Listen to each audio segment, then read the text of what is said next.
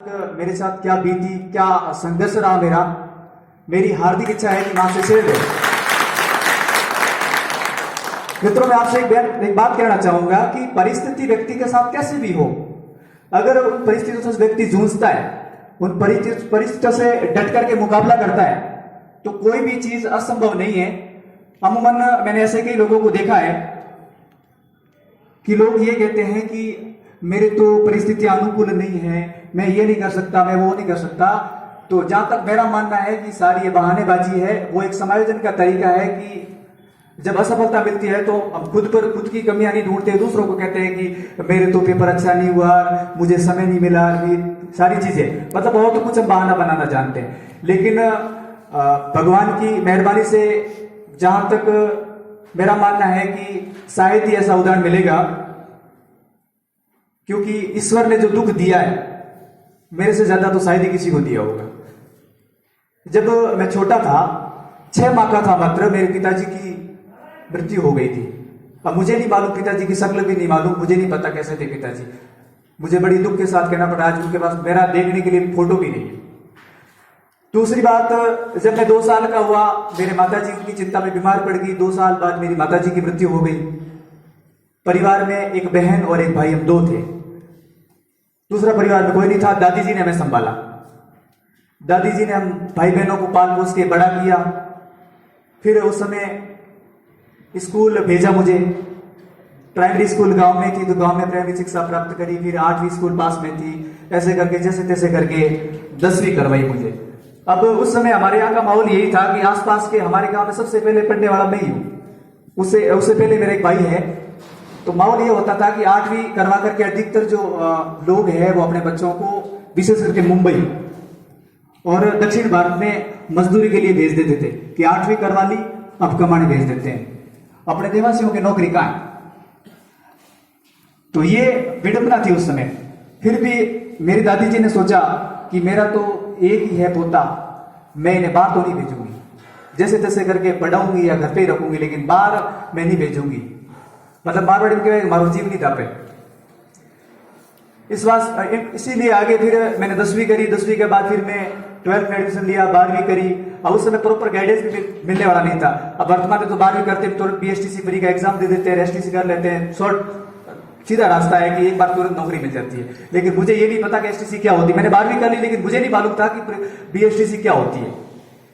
अब इसके बीच में एक और घटना घटी। जब मैं 11वीं परीक्षा की, मेरी वार्षिक परीक्षा चल रही थी, मेरी दादी जी जो एकमात्र हमारा सहारा थी भाई बहनों का, 80 वर्ष की उम्र में वो भी चल बसी। परिवार में भाई और बहन 2 रह गए। बहन की शादी हो चुकी थी। अब मात्र 6 महीने हुए थे दादी जी को गए। मेरे जीजा जी जिनकी एक्सीडेंट में डेथ हो गई। अब बहन विधवा हो गई। बहन उसी दिन से चिंता में। वैसे ही माता पिता का तो भगवान ने दुख देखा ही था, दिया ही था।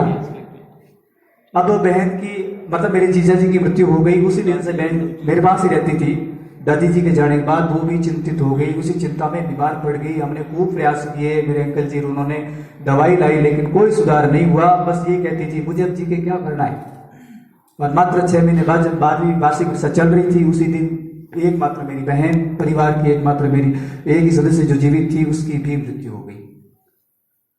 अब इससे ज्यादा दुख तो क्या हो सकता है। अब परिवार में बचा मैं अकेला, कोई नहीं परिवार में संभालने वाला भी। फिर मेरी बुआ है, उन्होंने मुझे संभाला। वो आई मेरे पास, 3 साल तक मेरे पास रहे, बुआ और फूफा जी दोनों।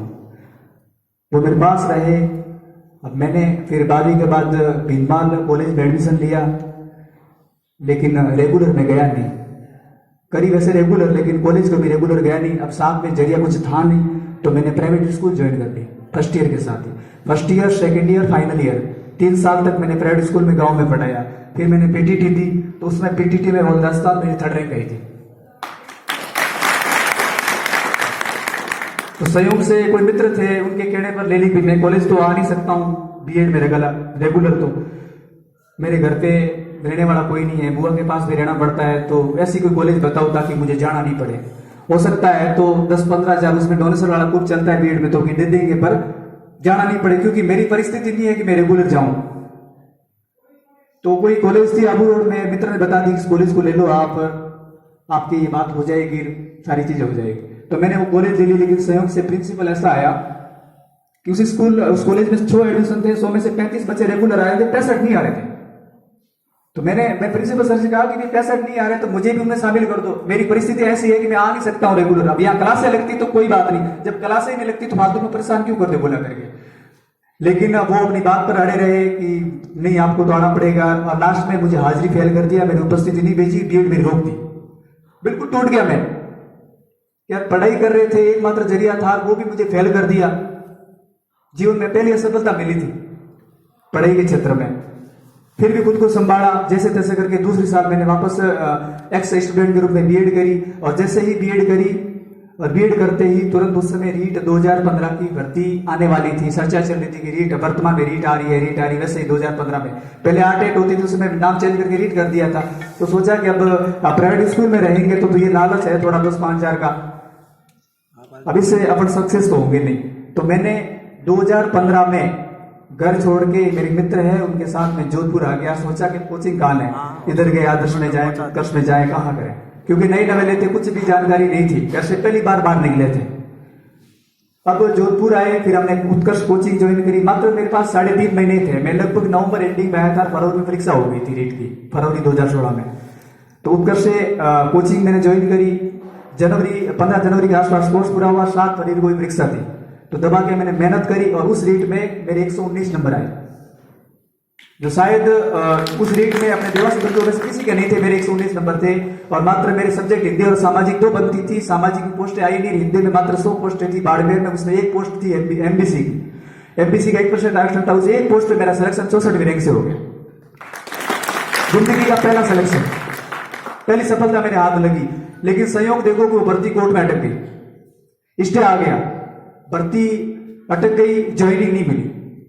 तो सोचा कि अब कुछ बैठे रहने से कुछ नहीं होगा, अब थोड़ा हौसला मेरा भी बढ़ा कि जब पहली बार घर से आए, 3-4 महीने मेहनत करी अच्छे से, अपना सिलेक्शन जब हो गया है तो आगे सेकंड ग्रेड आई, उसी में क्यों ना भागे आज मैं। फिर मैं सेकंड ग्रेड वापस जोधपुर रहा, रूम लिया, दो साथ में थे, 2 जने साथ में रह करके तैयारी करी। यहाँ से हिंदी की कोचिंग करी थी पद से, और दबा के अच्छी मेहनत करी। और जब रिजल्ट आया तो कुछ आशा से ऊपर ही परिणाम आया, और राजस्थान सेकंड ग्रेड 2016 में मेरी वापस 3rd रैंक है। साथ ही साथ 2018 वाली रीट भी मैंने दे दी थी फरवरी में। रिजल्ट सेकंड ग्रेड की एग्जाम तो पहले हो गई थी, लेकिन जब रिजल्ट आना था तो रीट वाली तैयारी भी करी कि ये रिजल्ट आएगा पता नहीं क्या कैसे है, तो मैंने रीट वाली तैयारी भी करी। और 2018 वाली रीट थी, उसमें भी मेरा हिंदी से सिलेक्शन हो गया, सामाजिक से हो गया, 128 नंबर है रीट में। अब कहते हैं भगवान जब देता नहीं है, देता तो छप्पर फाड़ के देता है। तो उधर वो 16 वाली वो फिर कोर्ट से निकली भर्ती, उसमें मेरी पोस्टिंग है आलपुरा के पास हो गई, मतलब स्कूल अलॉट हो गई, तो वो मिली। इधर सामाजिक, इधर हिंदी, इधर सेकंड, 4 नौकरियां एक साथ। और फिर भगवान की मेहरबानी से नेट जेआरएफ भी हो गई। तो एक ऑप्शन ये भी था कि आप जेआरएफ में जाओ, पीएचडी करो और स्कॉलरशिप लो। तो मेरे पास 5 रास्ते थे।